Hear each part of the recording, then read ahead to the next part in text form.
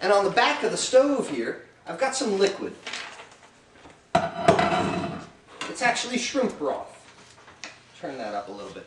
I've got some shrimp broth because we're going to poach some shrimp and make little poached shrimp pizzas. Now, as roasting or baking is a dry, convective cooking method, and when you start to think about the method that you're using, recipes are obsolete. This is my mission and desire in life. This is what I want to tell everybody all the time, is that when you follow the specific instructions, it's like learning one song on the piano. But when you decide on the methods that you're using, then it's like knowing all the chords that you can play on the piano, and you can create absolutely any song that you would like. So our dry convective cooking method.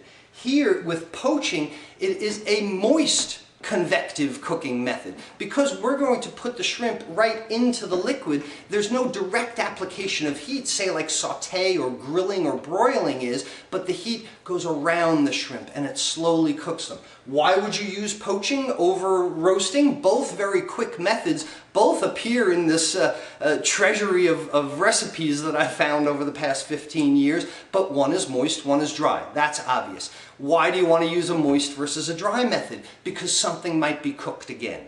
Here's the thing. If you want to make burritos or crepes or like a pizza that we're going to make, putting shrimp on top of a pizza crust and putting it in the oven, you're going to get dry, crunchy shrimp. So we cook them in a moist method first. This is great for vegetables.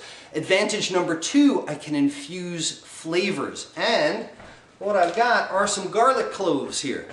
Some whole garlic cloves in with my shrimp broth, and start to get the flavor of the garlic right in the liquid. So now I can create something that maybe you're not crunching down on pieces of garlic, but you have this hint, this flavor of garlic. This is one of the things that takes your cooking from fair to fantastic. When people start asking you, how did you do that? What is that flavor? These are the little tricks that I can show you. This liquid back here, you don't see a large violent boil.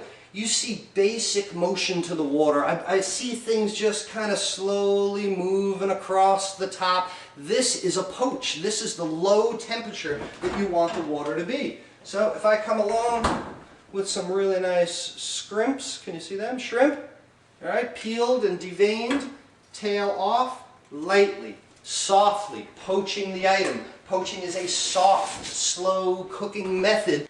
I turned my oven from bake to broil because the next thing we're going to do, show you another quick way to cook, is broiling.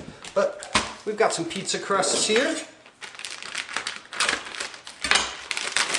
Stab things with the chef's knife. It's store-bought pizza crust, Pillsbury Doughboy crust. You can use pitas if you want. You can use flatbreads from anywhere, any kind of bread that you would like, any kind of liner. Here I've got some canned diced tomatoes. Talk about a pantry item. Drain those a little better.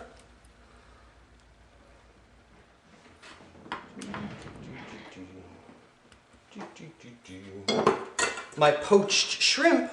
Now these guys are already cooked in a moist method, so they won't dry out when I cook them. And they've got the nice flavor of garlic behind them. Asiago cheese. Let's grate some fresh cheese over that.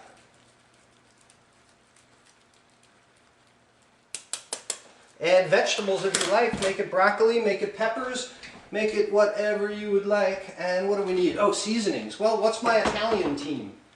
I always reach for oregano and basil. I've already got the flavor of garlic in with the shrimp, and I don't have to worry about the shrimp letting off a whole bunch of water. If I took raw shrimp and put them on a pizza like this, put it in the oven, the shrimp are going to let out the water that they have, and I'm going to get a very mushy, watery pizza. Poaching is a great way to cook these things ahead of time.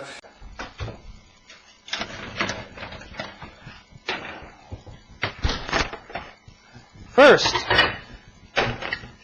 poached garlic, shrimp, and tomato pizza with as many vegetables as you care to have or don't care to have.